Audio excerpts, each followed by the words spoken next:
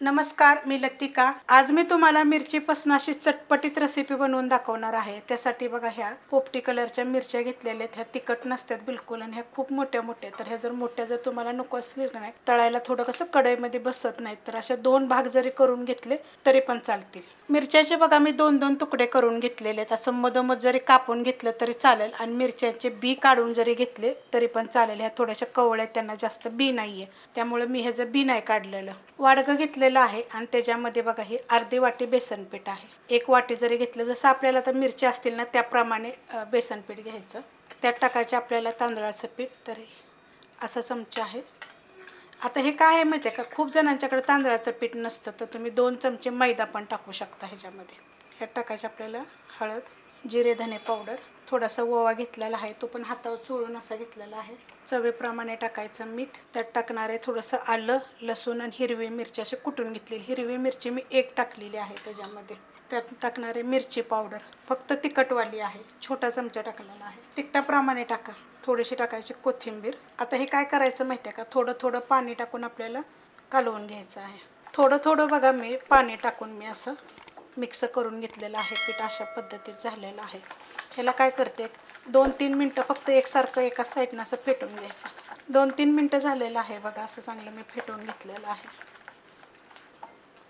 अशा पद्धतीत पीठ आहे बघा। त्यात टाकणार आहे मी थोडासा सोडा, 1-2 चिमूट टाकायचं। चांगलं पीठ फेटून घेतल्यावरनं पण सोडा टाकायची पण गरज पडत नाही, थोडासा टाकणार आहे आणि मिक्स करून घेऊया चांगलं। बनवाय घेऊया आपण। आता तेल मी गरम करत ठेवलं होतं।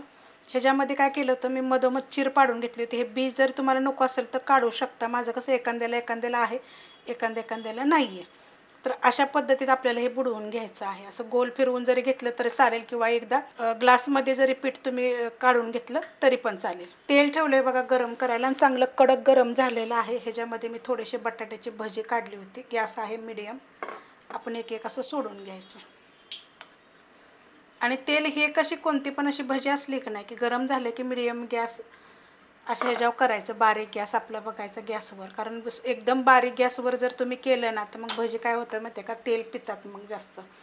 कडक तेल गरम झालेलं आहे आणि मी आता हे पहिले थोडे टाकून घेते। अशा पद्धतीत बघा मी टाकून घेतलेले आहे। जर तुमच्याकडे असं मोठा पॅन वगैरे जर असेल का नाही, की अखंड जर मिरची जर त्यात बसत असेल तर तशा जरी केल्या तरी चालतात। पीठ काय करायचं, थोडंसं पातळ घट्ट बघायचं। ह्या मिरच्यांसाठी शक्यतो ना पीठ ना थोडंसं घट्टच असावं। फ्राय करून घेऊया चांगले आणि गोल्डन फ्राय करायचे, हलवून घेऊया आपण। मोठी अशी कढई वगैरे जर असेल का नाही तर ही मनानं पलटी होतात बरं का भजी अशी। एकदम आपल्याला गोल्डन कलरवर फ्राय करायचे, तर अशा पद्धतीत पलटी करून घ्यायची। लक्ष देऊन करा, भाजल वगैरे। हे बघा असं काय काय तर मनानंच पलटी झालं बघा। दोन्ही साईडून आपल्याला चांगला गोल्डन कलरवर फ्राय करायचे। मस्त अशा बघा फ्राय झालेल्या आहेत। असं थोडंसं हातानं काय करायचं, असं खाली दाबायचं, म्हणजे जास्त तेलकट वगैरे पण होत नाही। आता हे मी काढून घेते, थोडं नितळायचं आणि काढायचं अशा पद्धतीत।